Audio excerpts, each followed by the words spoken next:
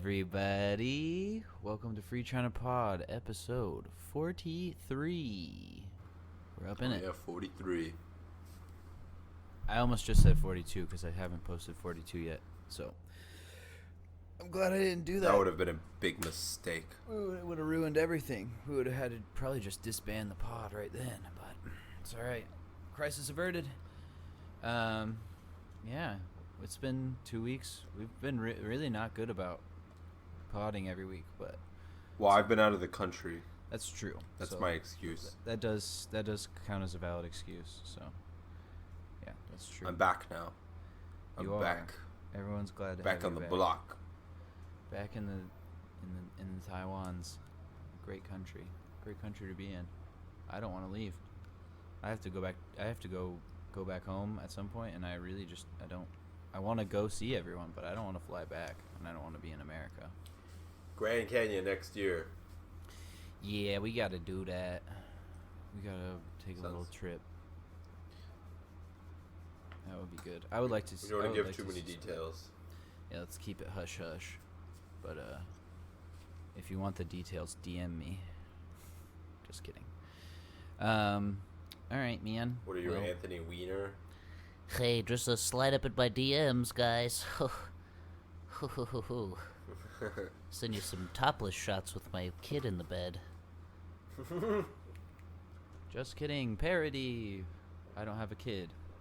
Nor do I take pictures of myself without my shirt on.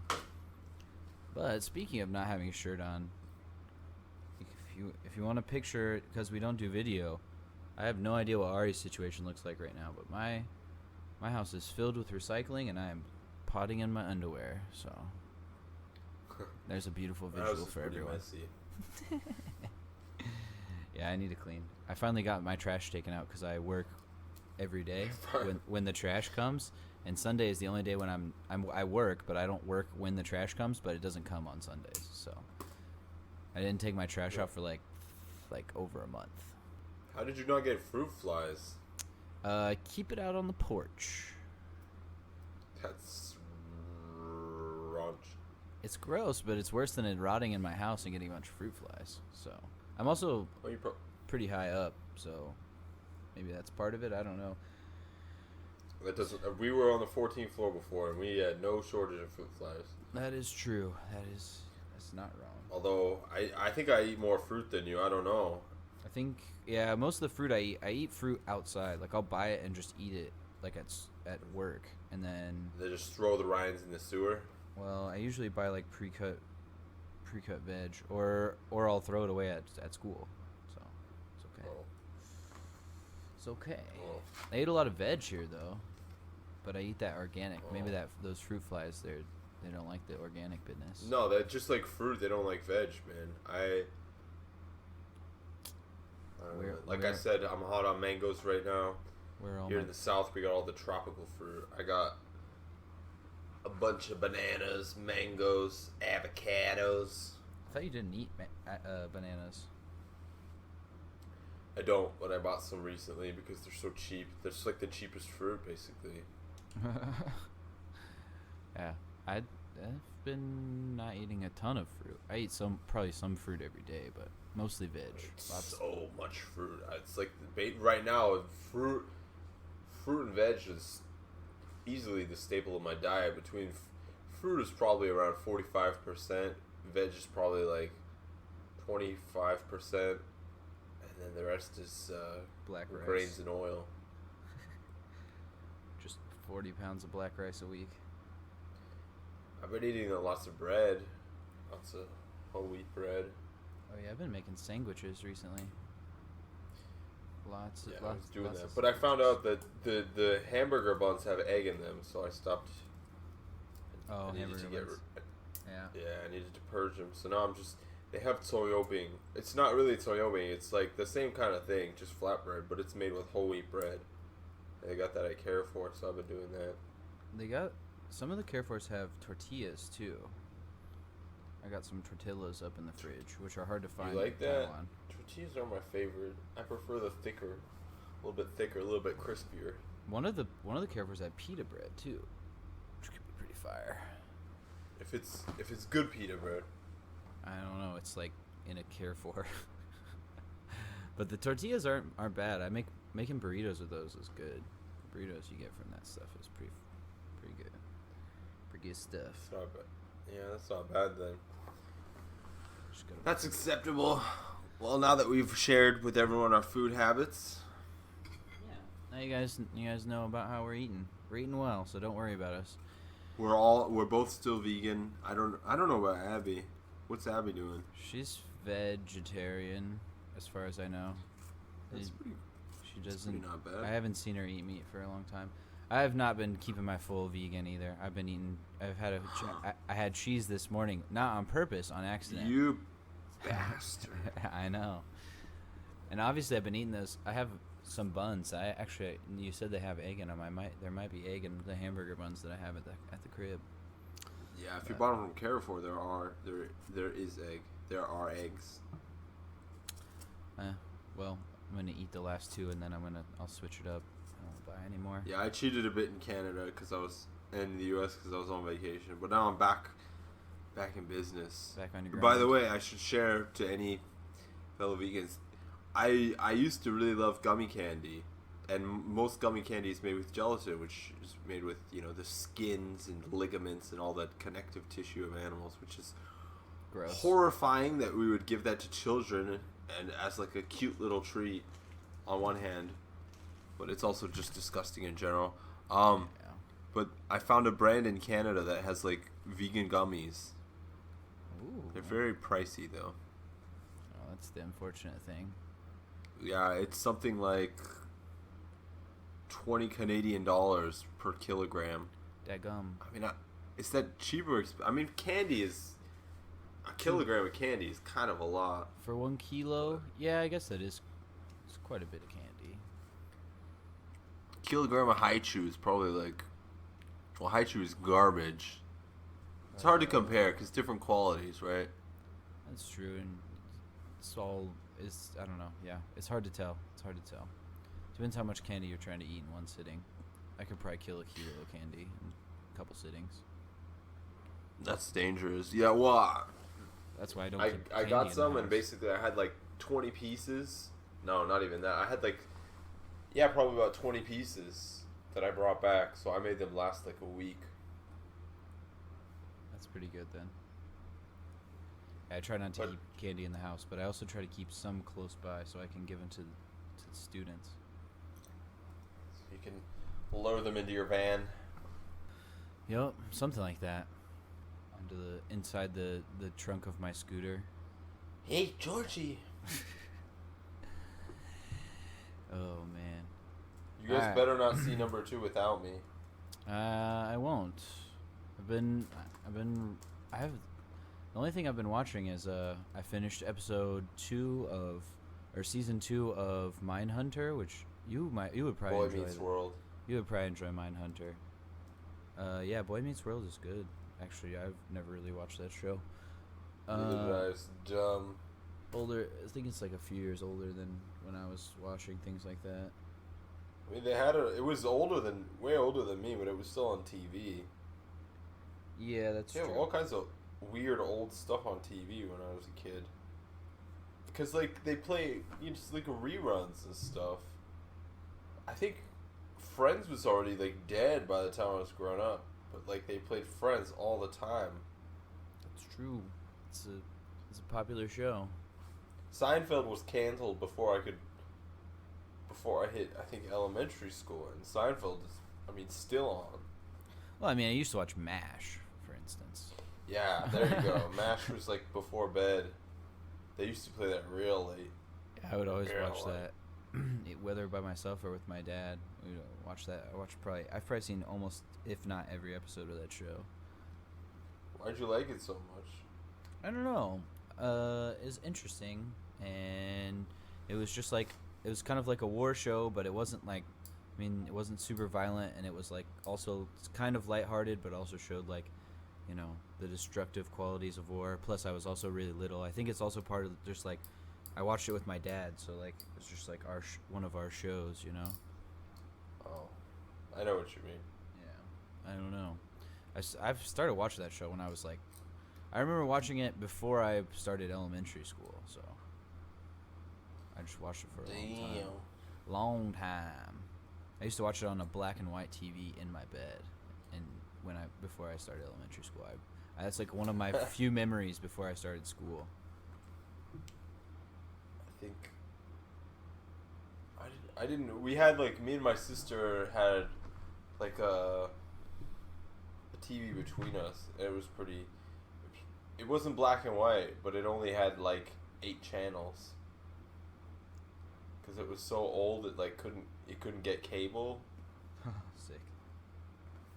So, and we had to bang on the side to make the picture stop shaking. That's how you know you got a quality TV. Yeah, that TV is long gone. It was so heavy too. Man, I remember all of the old TVs are. I had it in my room. Shoot, I can't remember. We got rid of it a long time ago, actually.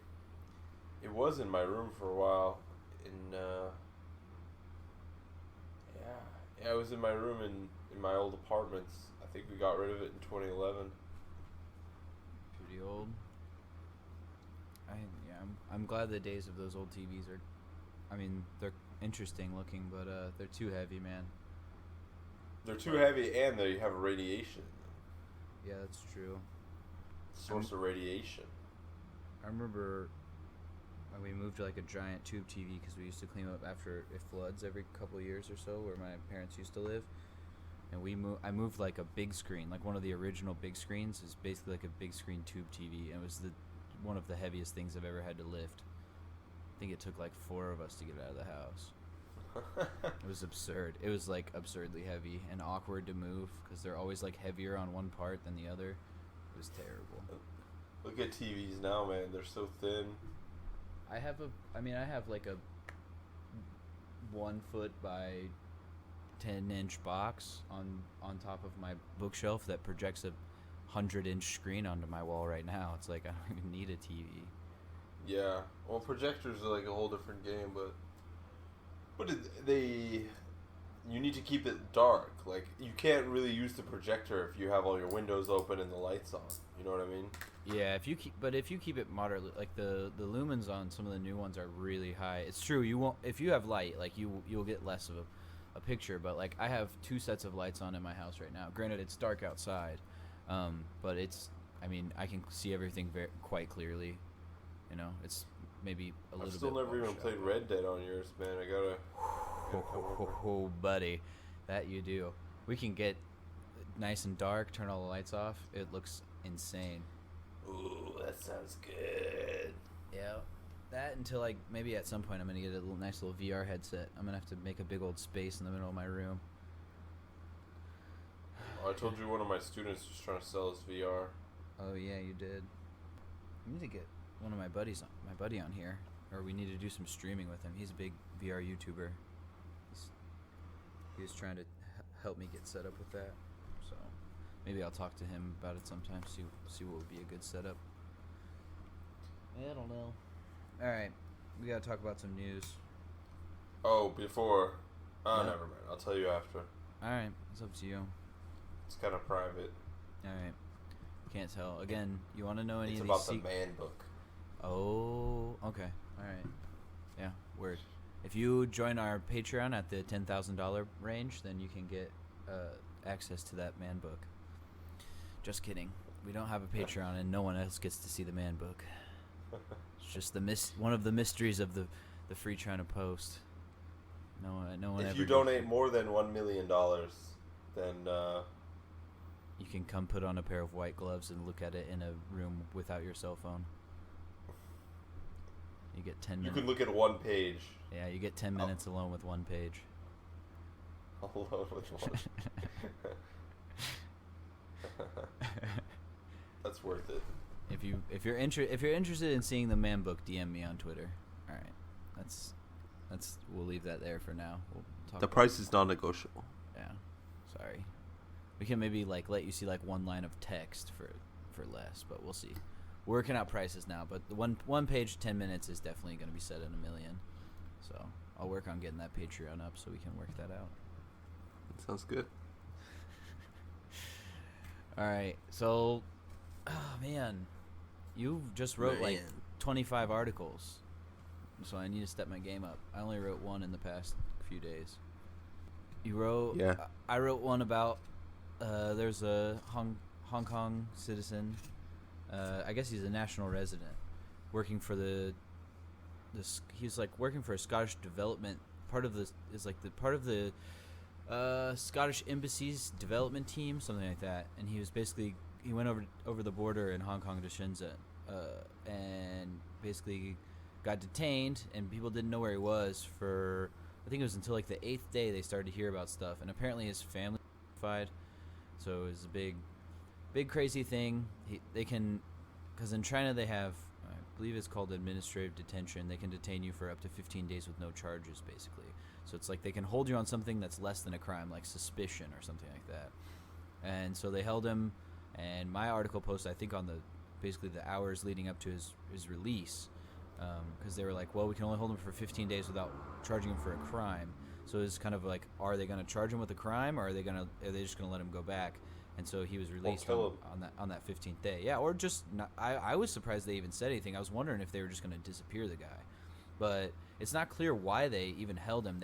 The CCP claims that they are holding him on prostitution charges for soliciting a sex worker, but they gave no evidence of that, which is pretty routine for the Communist Party in China.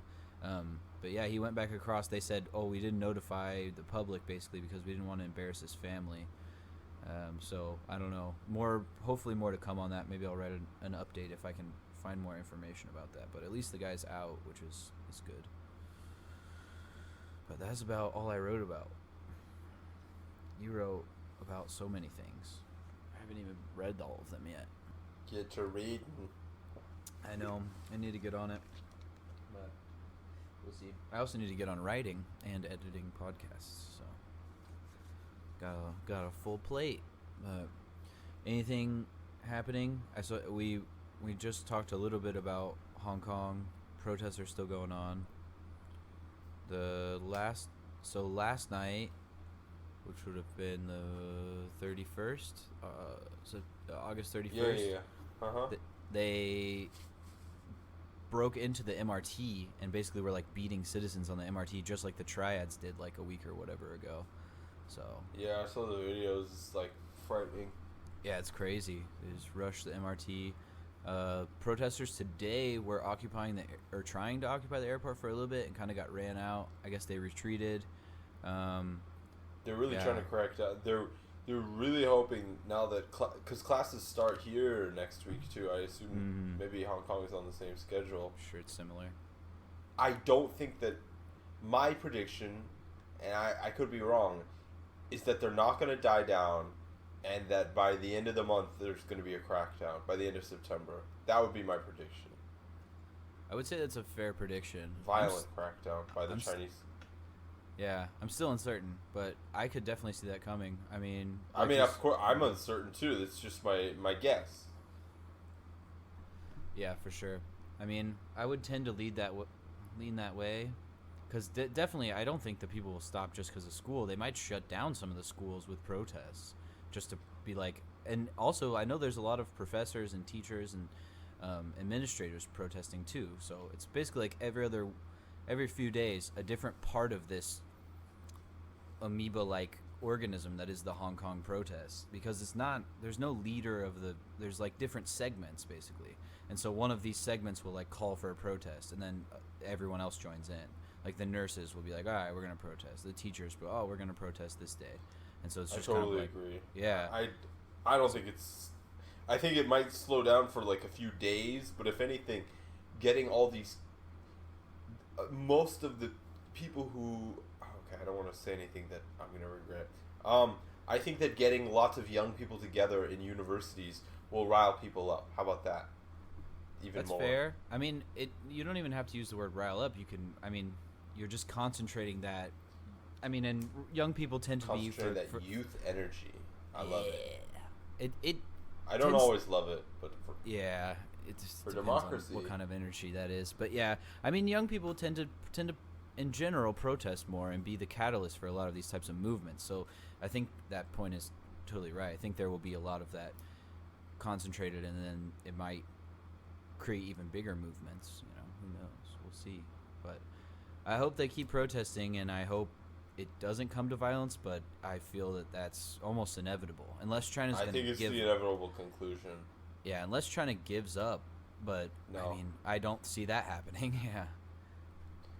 No, they're not going to. I mean, read my article, folks. How about that? Yeah, read Ari's article. It's required reading for the podcast. It's the inevitable conclusion. It's because China had the option to give in to give any leeway to meet with the protest leaders. Based on the reports that have been coming out, they're basically in full control of the Hong Kong government, which, I mean, it was questionable before, but now it's been made basically clear that Carrie Lam tried to get rid of the bill, and basically Xi Jinping or higher echelon tiers of the CCP basically gave the red light, said no, keep this bill, you know, and giving her absolutely no room to work with. So yeah, I mean, I think young people in Hong Kong don't have much to lose at this point, so they're not going to give up, and China's not going to give up, so it's going to come to a head in violence. It's not going to die down. Yeah, and the violence has already been ramping up. I mean, Absolutely. The police have been violent for a long time, but now the protesters, I mean, and this is obviously not to speak, this is just speaking for a few cases, but there have been petrol bombs and things like that, and it's being used especially by the Chinese media to like smear stuff. But I will As you've posted, very importantly though, a lot of those may be agents of the Chinese state. Yes, that's right. If you guys follow our Twitter, you can see there's an image I retweeted of, it's a person throwing a petrol bomb, a Molotov cocktail, but he's holding like he has a 9mm pistol on his hip, and no one has guns except for the police or maybe like a gangster. So it looks pretty suspicious. That's not to say that every instance of that is or isn't, because it's none of that it's all hard to confirm. But there definitely have been multiple police caught within the ranks of the protesters. So yeah, that's really suspicious. It's super sus, and yeah, it's clear. And there have been Chinese nationals. There was a Chinese cop during the airport protest caught inside the ranks. So they're definitely trying to do, break the things down from the inside. And the Chinese media has been. I follow a few of the Chinese state media on Twitter, and that's all they do is they lap that up. They're like, these violent protesters, these crazy people calling for all these crazy demands, like being able to vote for their fucking elected representatives. It's just like such dog shit. Like, man, Xinhua and all those garbage news, I don't understand how anyone watches them, but I guess if that's all you have to go to, that makes sense. But it's frustrating, man. It's so disgusting. The fact that they're, I don't know, whatever. I won't get into. They should not really even be on Twitter, but they just did get a bunch of bots deactivated. Twitter shut down like thousands of Chinese bots, basically bought by the state government on Twitter. So that's good. It's something at least, but there's no shortage of Umao on there. So but I guess we'll have to wait and see. Hopefully get some more interviews over there at some point. That's a fact. Hope they get that democracy and freedom, but it's going to be a long, hard-fought road for them. So, support Hong Kong, everybody. As hard as they push, I don't see how they could possibly. I don't think that China will give a bloody inch. So I don't know. It's pretty hopeless. I think that they need to push as hard as they possibly can, and hope that it spreads into China. But I'm not optimistic. Yeah, I mean, there have been some protests in China, like Wuhan and things like that. But yeah, it's pretty hard. It's not going to happen immediately, but like the fact, I mean, the Chinese government is engaged in a massive censorship campaign and they have been for a long time, but they've been really, really cracking down. This has been a really sensitive point for them because of the Chinese people have been taught to understand to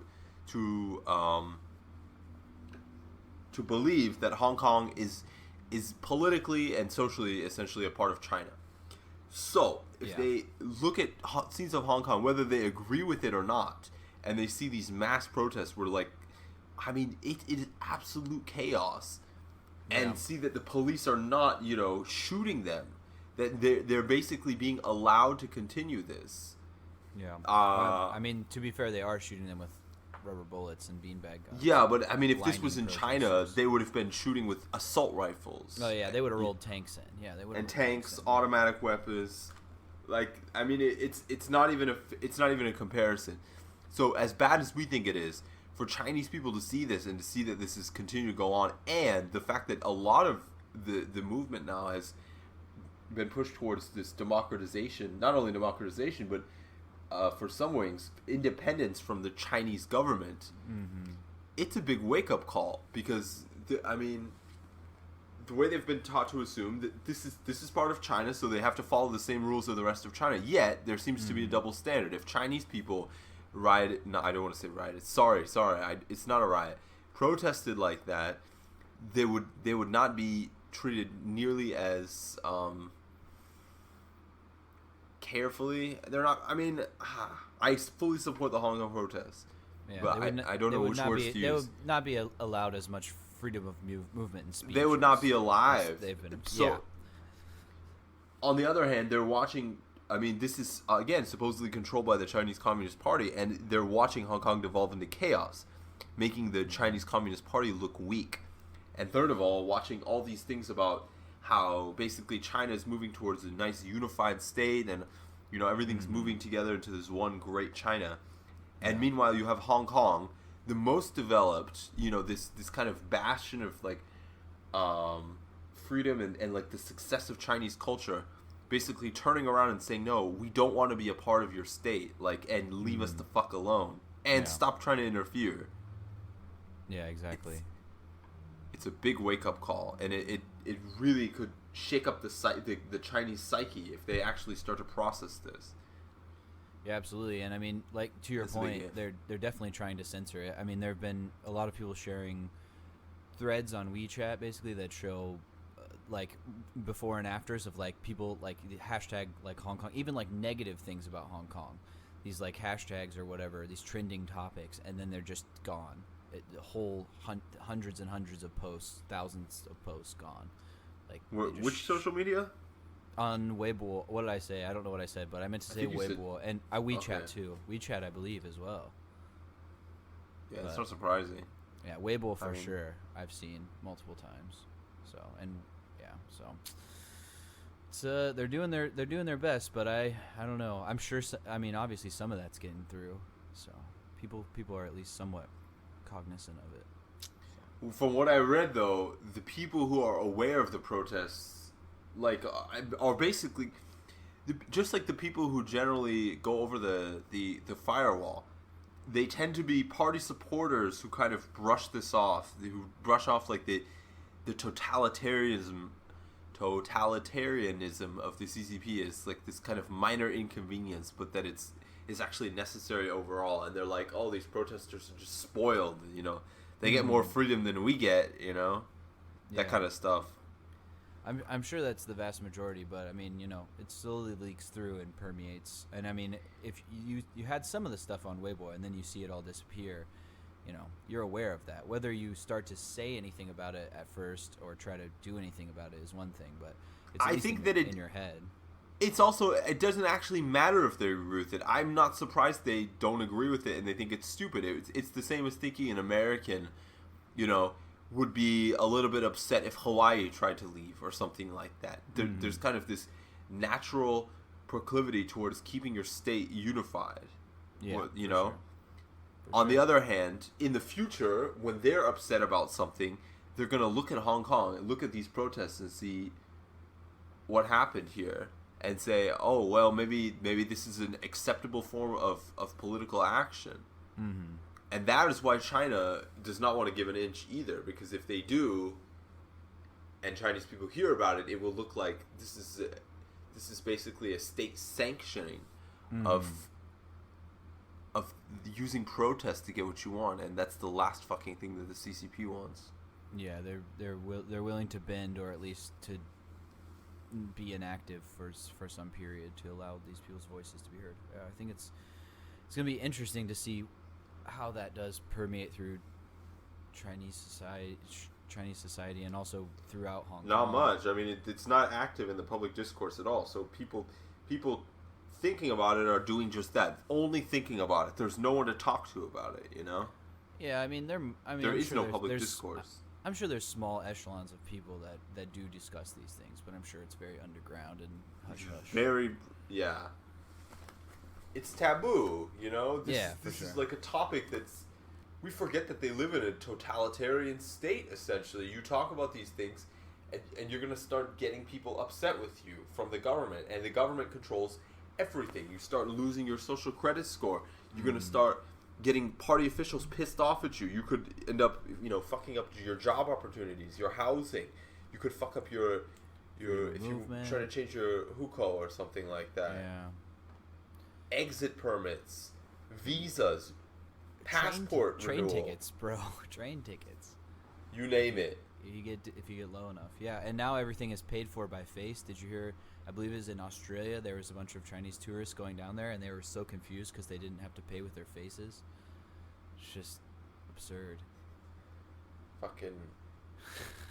I'm rereading 1984 for like the 11th time, and it's a great book, but it's actually remarkable how more controlled in some ways, because you think the limitations of the telescreen. You think about the people traveling around in 1984, basically, and because this was written at a time when computerization was at its very like basic form. Yeah, it was written in 1948. So yeah, exactly. So there was no way of like cross-referencing like people getting off at train stops. No way of like tracking faces through crowds. These were all like essential elements of Winston doing all the things that he did. Those things are fucking real. Like, those are things even in Hong Kong that people are afraid of. That's why people in Hong Kong, especially at the train stations leading to the protest sites, will leave change so people don't have to use their card, so they can't be tracked to and from the sites. Why they'll wear masks, even if they're not around any gas or tear gas or anything like that. They'll wear masks to avoid facial recognition stuff. And this is frightening and it's real. Yeah, and they've been tearing down these new lampposts. I saw that. That was really cool. That is cool. There was another one I saw where they pulled open the wiring panel and just slit all the wires because the allegation is that the CCP has been putting up these. They look like telephone poles, but they have cameras on them. They're basically thinking that it's like some sort of facial recognition software, which is very possible and very likely. In fact, I would say they're finally fucking waking up, man. They should have smashed them all. It's good, man, and it seems like they're going to. I mean, these people. I mean, basically, like I see almost every day. There's someone on there that people are saying things like why in the hell would I be afraid of a 10 by 12 jail cell if I paid $7,000 a month to live in a 10 by 10 apartment? Like, are you kidding me? And like I'm not afraid to die. Like, if it's better than living under the CCP, things like that. It's just like these people are not going to stop short of getting their demands. Like, I mean, they might stop if they're dead, but I think that's what more and more people are feeling now is this is literally just a fight for their life. It's no longer about a bill that might affect dissidents or something. It's their freedom, their home that they're fighting for. So it's really powerful. I encourage everyone to go follow a lot of those the big Twitter, the anti-ELAB and things like that. Like, those are. Can you explain that for everyone? Which one? Anti-ELAB, what it means. No. I actually don't know what the acronym stands for. So. Are you Googling it? I can Google it. Yeah. Are you Googling it? You bastard. I don't know what it stands for, but I mean it's for the extradition bill is what it started out as. Let's see if we can figure it out without looking at it. Yeah, so what is the E? It's ELAB, so extradition law asinine bullshit, I think is what it stands for. No, so basically, but that's where it started from. It was about the getting rid of the extradition bill, which we've talked about on here before, basically it was they could extradite essentially anyone to China. So Yeah, but I still don't know what the acronym stands for. That's what frustrates me. yeah, I heard it before, but I forgot. Whatever. It's not that important. All right. Well, that's okay. We will figure it out later. But Anyway, I'm proud. I think that people standing up for democracy, people standing up for their rights, is so commendable. And the fact that their situation is, I would say, in most countries right now, like most governments will respond with these mass protests. Like one of the articles I touched up about Sudan, even in bloody Sudan, like you have these mass protests where people were getting killed in the streets, and you know what? In the end, the people persisted, and the government had to do something. But I think China is one of those exceptions to the rule, and they showed it with Tiananmen. They don't give a fruit at all. They will kill everyone just to maintain power. They would nuke their own bloody country to keep the CCP in power. I truly believe that. yeah, I would agree with you. So I don't know. I don't think they have much room to go. They need to. I think they would be willing to nuke it, but I also think that before they get to that point, that somebody would step in and say, you know what, like, what are we becoming? Somebody high in the CCP. I mean, these are still people at the end of the day. Yeah, exactly. When we talk about the organization as a whole, I think it's very dark, and the aims are very cruel, but at the end of the day, they're still people, and I think as individuals, somebody would hopefully step in. But I don't know, man. You know, you would hope so, but it's really hard to say. It's really hard to say. I mean, and I think a lot of them, from your ordinary citizen to the tippy top of the CCP, I think a lot of them have fooled themselves into this with their own propaganda, just into this is the best way to do government. Yeah, it's messy sometimes, and there's bad parts about it, but it's the best way to lift people out of poverty or create harmony overall in the society. Absolutely. Yeah, it's kind of basically just a utilitarian, I guess. It's somewhat utilitarian. It's like, sometimes we gotta black bag some people and shoot someone in the street or lower your social credit score so you know what's good for you, but and you can't watch whatever media. We have to close off the internet, but it's the best. And in the end result is the best, which I would obviously totally disagree with, but I think you can fool yourself into that. So it's a little. I don't know, man. It's really 1984 really resembles like the current world almost. It's it's pretty close. I mean, I like I think it's a mix of all those dystopian type Orwellian novels. I mean, I like Animal Farm is, I think, not as good as 1984, but also quite good. And I did Animal Farm recently too.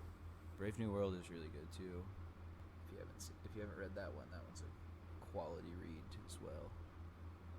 But that one's has more like eugenics type stuff. Yeah, but it's also they're all good. But this isn't a dystopian, fantasy. This is real life. Yeah, exactly. Yeah, so pay attention to those things. It's I don't know. It's hard to say. It's developing, and everyone should be keeping a close eye on that. If you can, I'm glad that like Taiwan, a lot of these Taiwanese companies, not even just companies, but like groups, are like donating supplies to the protesters in Hong Kong.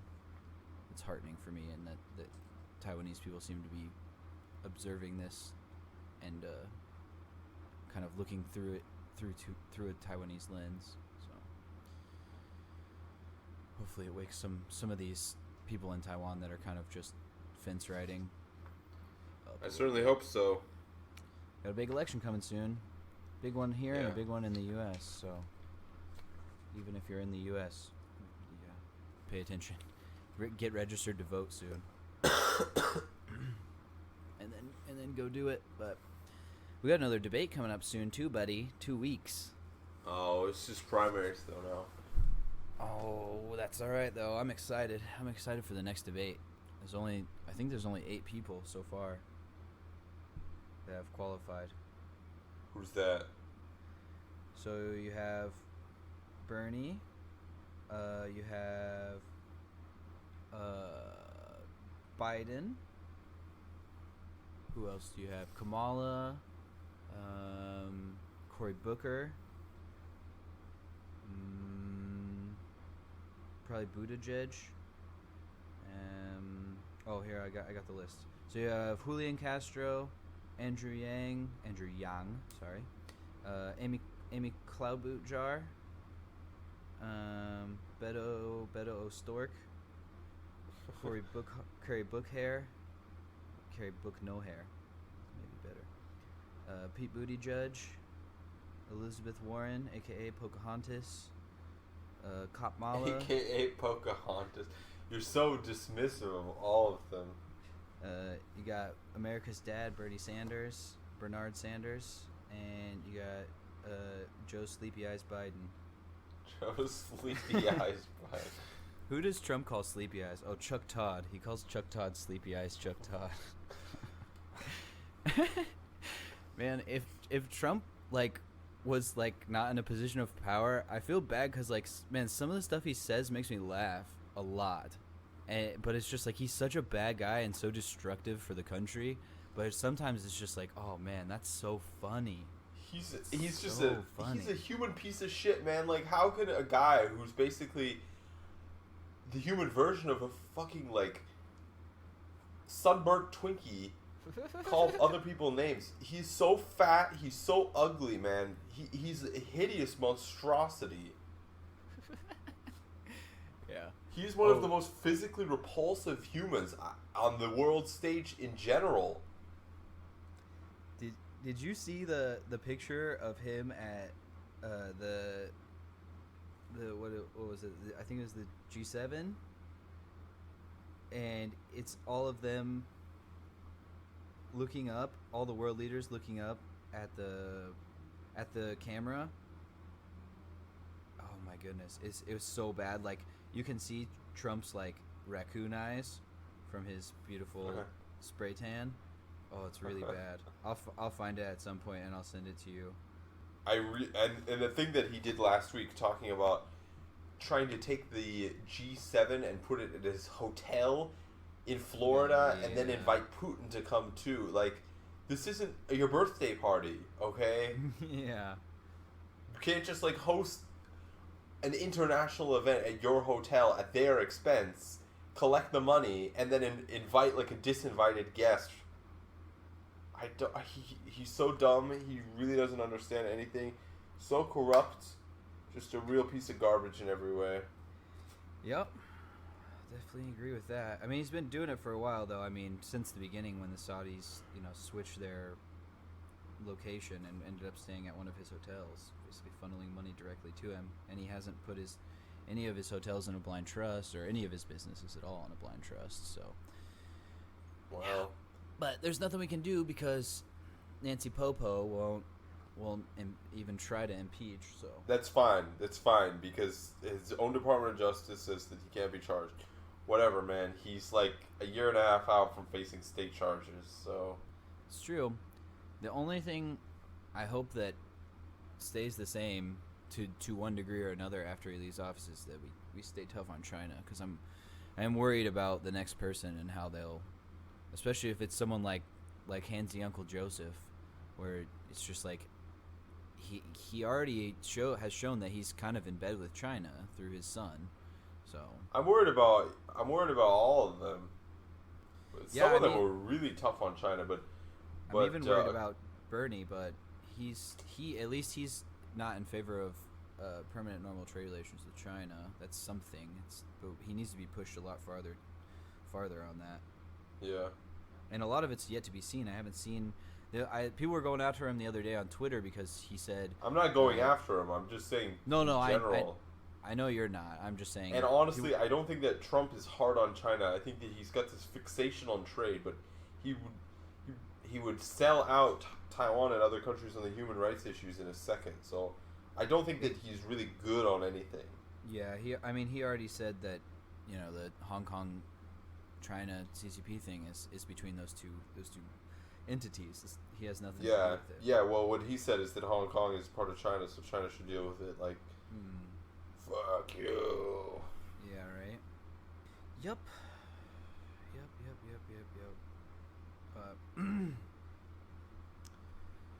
I don't know, man. Anywho, is there any other... I don't want to dwell too long on that, but you have anything else that's going on, U.S. or otherwise? Let me think. Nope. Nothing else? You got no news, no hot takes? I mean, there's lots of, like, little news. There's the shooting today. Did you hear about the shooting? I did, kind of cursorily. I went Abby and I went on a hike today, so I didn't have a lot of time to, and it was raining super hard, so I didn't have a lot of time with my phone besides just taking pictures. But just another shooting, another day in paradise. Yeah, that's what happens, in the U.S. every couple days. You just have. It's getting worse. I mean, like, I don't know how they can continue to just be like, oh, nothing's happening. Like, the situation's good. And I don't even mean the politicians. I mean the average monstrous human being who's turning a blind eye to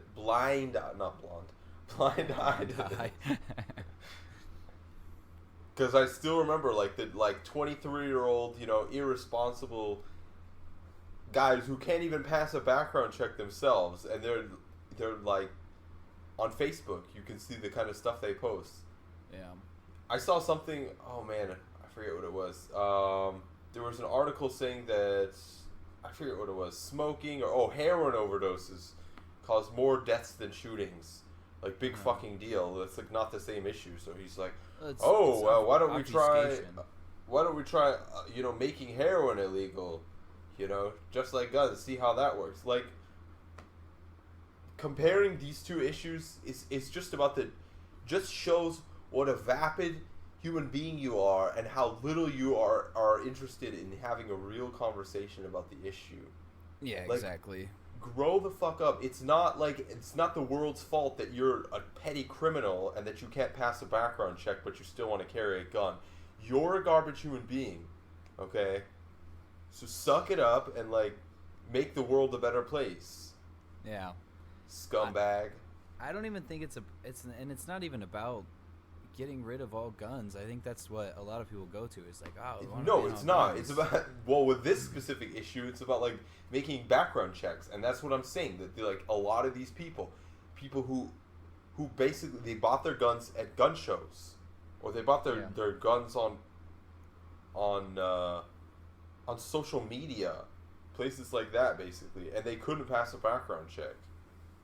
Yeah. Yet they have guns. They're essentially criminals. They're not allowed to have those guns, and yet they say they have a Second Amendment right, even though they're technically. I mean, like this guy specifically. I mean, he's on fucking probation. Jeez. He's not allowed to own a firearm, so he's. Yeah. And then he has the audacity to go around and spout talking about criminals saying that these rhetorical arguments that are so dead, like. All the criminals already have guns, so us law-abiding people... No, you're a criminal, actually. Yeah. You just think that you're different than, a gangster, but you're just a petty criminal who happens to have a gun. You're actually a criminal, too. Most quote-unquote gangsters are petty criminals anyway, It's almost exactly the same thing. It's man. Maybe one has a group... Maybe one is a group of criminals and one is an alone person, but... I don't know, man. Yeah, it's really frustrating, and it's just I don't know.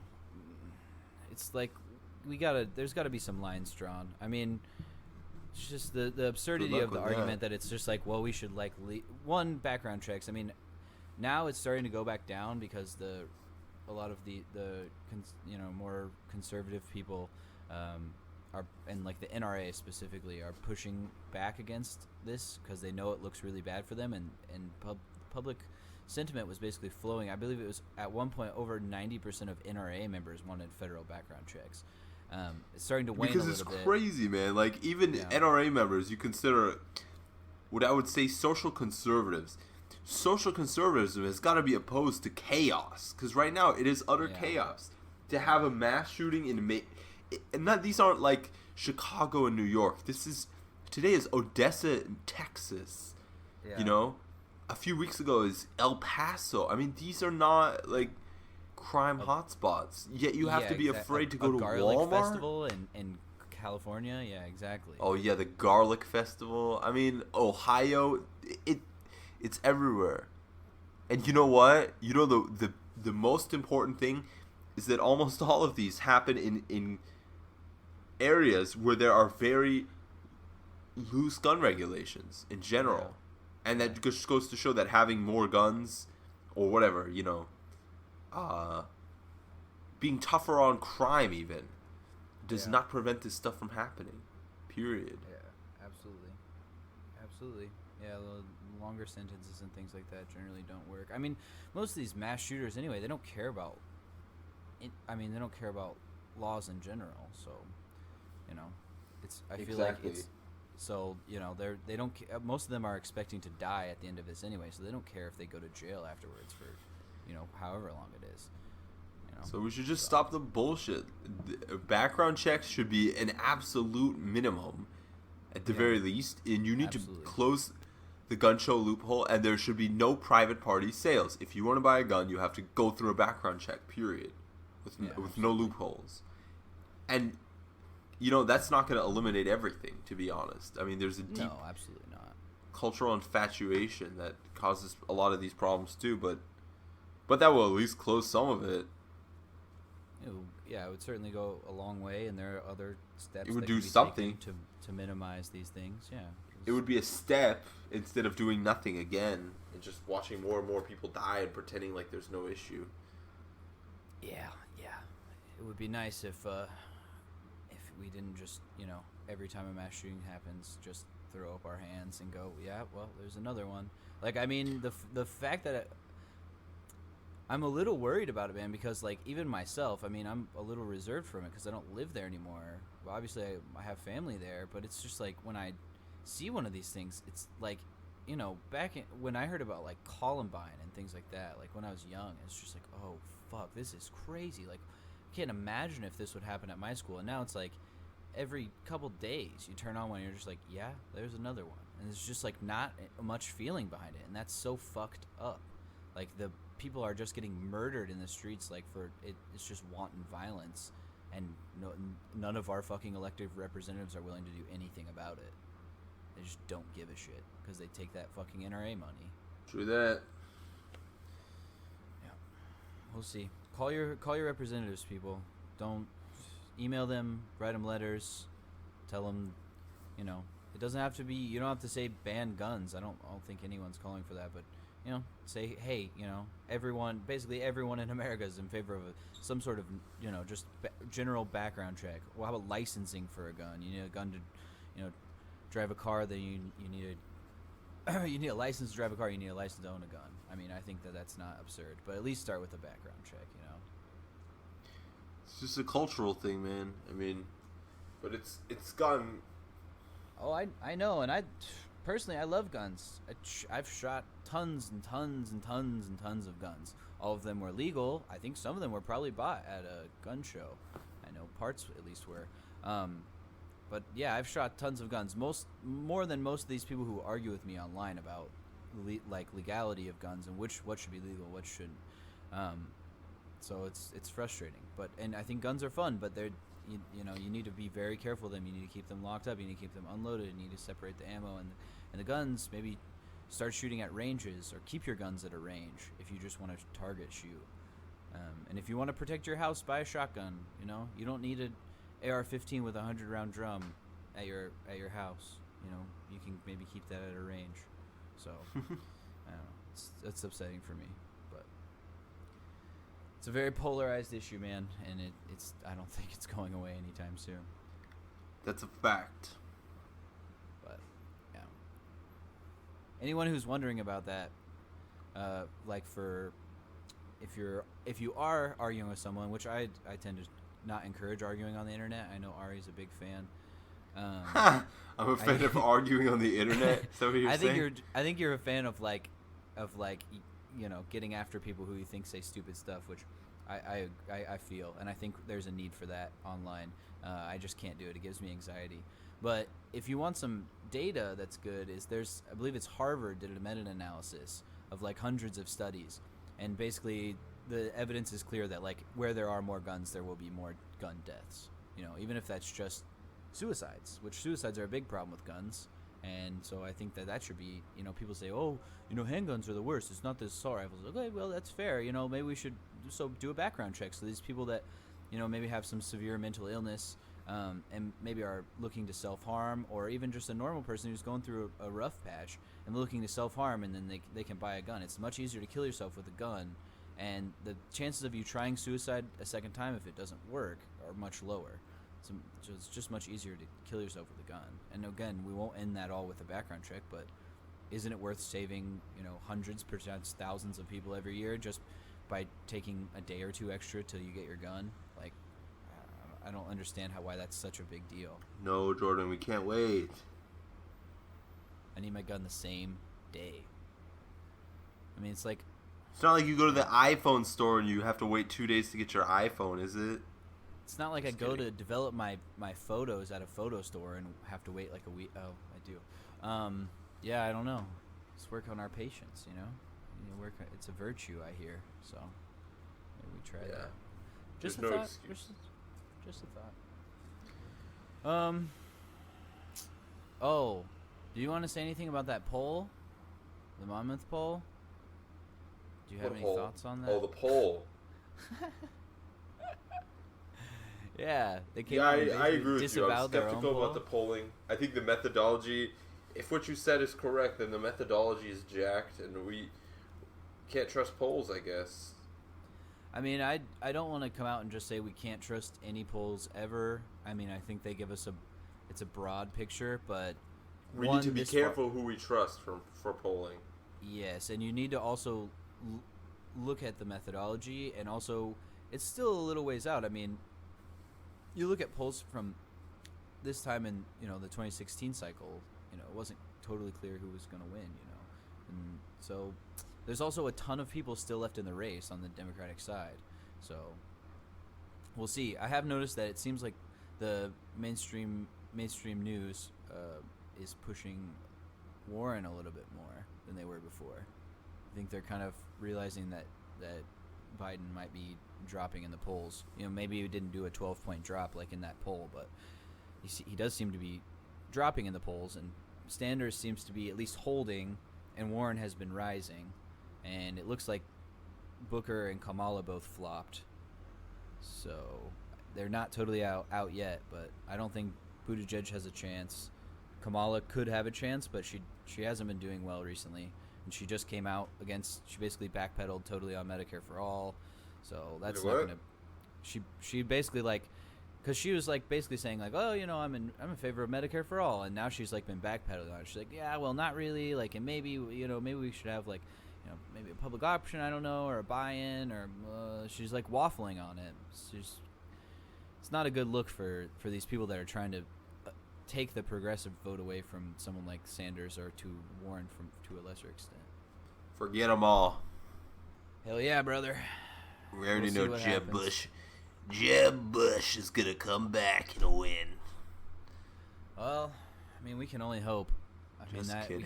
we can't let the Bush dynasty die out. Okay, fine. Mike Pence and Ivanka Trump, the winning ticket. Who was there was another Republican that just said that they might try to primary Trump. Not Sanford? Was it Sanford? Not Sanford, because I remember we talked about that, I think, on the last pod a little bit. Shame. It wasn't him and his Colombian Chausan. It was who was it?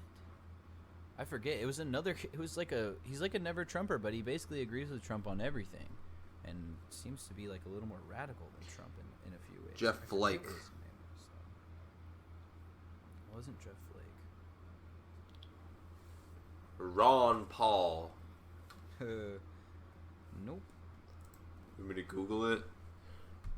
Primary challenge Trump. See, I'm saving you, the listener, the time of having to Google it. Mr. Appalachian. No, this is Mark Sanford. Joe Walsh? That's who it was, Joe Walsh. Who the hell's Joe Walsh? I don't even know who that is. And I know a lot of politicians. I do not know Joe Walsh. I think I've heard the name, but I don't really know who the heck it is. I thought he was a governor or something. Do you have anything to share about him? Not specifically. I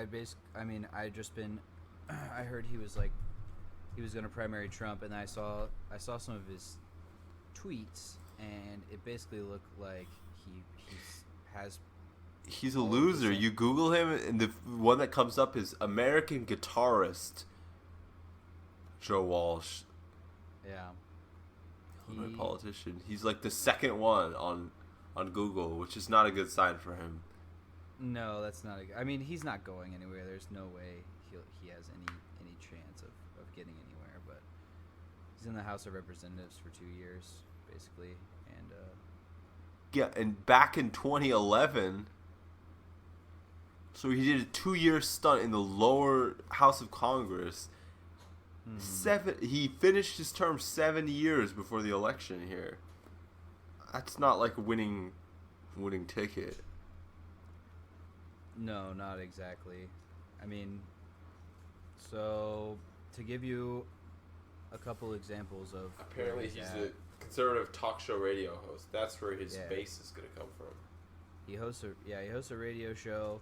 What else did he say? So he's in favor of cutting entitlement reform or entitlements. He's in favor of quote unquote entitlement reform. He said on global warming, he said the science behind global warming is not definitive. So he's a climate change denier. He's obviously against abortion. Yeah. Pro-Israel. Whatever that means. Hell yeah, brother. He's opposed to the two-state solution, saying it has failed and it was insanity. Well, then what does he propose? He said Palestinians living in the Palestinian territories could be given limited voting, and the Jewish state should encourage them to move to Jordan. Whoa. He said he also... people accused him of advocating apartheid and soft ethnic cleansing. So, he said Obama was not Israel's friend, and shouldn't have criticized Israel for building settlements in occupied territories. Yeah, I don't know. I think he's a Tea Partier, and he met with Marie Le Pen, which is. Oh, that's not a good sign either. Yeah, that says a lot, huh? He was. He was against a the two-state solution. That's pretty extreme right there. Yeah, I agree. That's obviously. I mean, Israel is a very nuanced discussion, very complicated issue, but it's a pretty strong stance. I think even most Israelis aren't. Well, I don't know now. It's changing. I don't know, Things but are changing. He says that Trump is a danger to America, and he will never support him again. Well, that's true. You know where you know him from? You remember Who is America? Yeah. You remember the Kindergardians? Oh my gosh. That's the guy, dude. That's where you know his name from. So, for anyone who doesn't know about that, just Google Who is America Joe Walsh or Who is America Kindergarten program. Oh, man, that's a good segment. So, that's Joe Walsh for you. Is gonna save America from Trump. And terrorists. Yeah, absolutely. I mean, because he'll say radical Islamic terrorism. I mean, Trump has radical Islamic terror. It's solved. See, I think it's over now. You said it, and so we're good. Listen to this. In 2016, in October, Walsh posted the following on Twitter, quote, "On November 8th, I'm voting for Trump. On November 9th, if Trump loses, I'm grabbing my musket. You in?" I saw that tweet when he announced. Yeah, he was so gung ho for him. As if also, Fucking also for a Two-Face. for a gun advocate, you're gonna bring a musket. You're gonna bring a muzzle loader to, like go against Trump, or to support Trump. I mean, because that tweet was obviously saying he was like in favor. He was gonna fight for Trump. It's just like, you're gonna bring a muzzle loader. Like, shouldn't you be like this big gun advocate? Shouldn't you have? Well, he is committing treason, and he's gonna It's murder federal agents, but he is also a Tea Partier, so that's his frame of reference, I guess. It's Boston Tea Party. That's the technology he's working with. But anywho's will be whatever. All right, we'll see what develops with that. Like when in like the next 6 months when he's still pulling at 0%. yeah, So, you got him. I got you, bud. Get at me, Joe Walsh. At me, son. No, but is there anything else we gotta discuss? Trying to think if I heard about anything else. Oh, I did just see on Twitter before we got on here, Bernie was floating getting rid of. Oh, now I forgot. Oh, medical debt, like something like $80 billion in medical debt, wiping the slate clean. I don't understand why people keep paying their medical debt. I guess they got to keep going seeing the doctors and stuff. But I'm afraid they're going to go bankrupt. I mean, there are a ton of medical bankruptcies, which. Here's the thing with bankruptcy. People declare bankruptcy usually because they need the financial solvency and stuff like that. But with medical bills, I mean, the hospital's not going to like bang on your door down and take your money. Like, if you don't pay your medical bills, you're just going to get some annoying phone calls. I would suggest that everyone also hurts stop you paying their the medical bills. I would agree. I would be on board with that. Go ahead. I mean, with doctors, the medical racket in the United States is so corrupt right now. I shouldn't say anything too crazy or radical, but I would definitely have like a fair amount of support if there was like a nationwide boycott against paying your medical bills, just to get people to shake up the system. Yeah, absolutely. I mean, it's okay. We're a parody show, so we can't be sued. Yeah, man. I think part of it is that people are afraid if in the future they want to, get a car loan, get a home loan, something like that, then they'll be, they won't be able to get that loan. But yeah, for me, I just would go to a different doctor every time. Well, there's a podcast I listen to. These guys who are comedians, basically they were telling stories about living in Texas, I believe in Austin, and they would go to the hospital, and they would anytime they had like an emergency. And how many emergencies did a couple of young guys have? Well, I think it was for like serious illnesses and stuff, because they're like, like basically all living in like a one room apartment or something. They don't have any money, like comedians aren't making like right. They're like all tending bar or something. So I guess they would go there, like, if you cut yourself or something like that. I don't know. They didn't say what specific emergency, but basically they said they would go in there and like give a fake name every time. And they said sometimes they'd go back to the same hospital once or twice. And they said like the nurses and the doctors, at least the nurses, like kind of knew what was going on, and they'd kind of like wink at each other because it's like they're not stealing money from the nurses, and the nurses like, they don't care. They just want to help people. Like I think I don't know how many nurses I know. One of my sisters is a nurse. I know that's definitely what she's in favor of Medicare for all and things like that. Nurses are just like anyone else. Sometimes they have strong opinions but sometimes they're just following the rules. They're just doing their job. It's true, but I think in general they would agree that they just want to help. I think they just want to help people. I would tend to agree, and I think doctors in general. I mean, I would hope that most doctors became doctors because they want to heal people. But in the end, the system is corrupting as well. So people who work for these hospitals, maybe nurses included, maybe not, I'm not sure, might end up being corrupted by the system. Maybe. It's definitely possible, and if you live in where that's like the culture too long, it definitely has a chance of happening. So I could see that. I could definitely see that. But I don't know. We gotta do Medicare for all. There's no way around it. For that, You a little sleepy boy? Should I let you go? I suppose so. All right, I'll let you It's go. almost 10 p.m. Yeah. Gotta take my nap. It is 10 p.m. Clock just struck 10 p.m. So, yeah, I'm gonna hopefully get these posted soon. So everyone, let us know what you're thinking. Let us know if there's stuff you want to talk about. If you think we're doing a good job. If you think we're doing a bad job. The only way that we can see it is if you go to like iTunes or Stitcher or something like that, and you leave us a 5-star review. Then we'll be able to see it if you have some problem. Otherwise, we won't see it. So just make sure to do that 5-star review, and then let us know what qualms you have with our show. Yeah, share it, everything like that.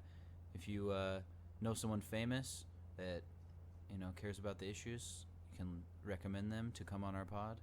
We always love having guests. So, but we thank y'all for listening, and we'll talk to y'all soon. All right. All right. All right. Love you guys. Love you too. Bye. Bye.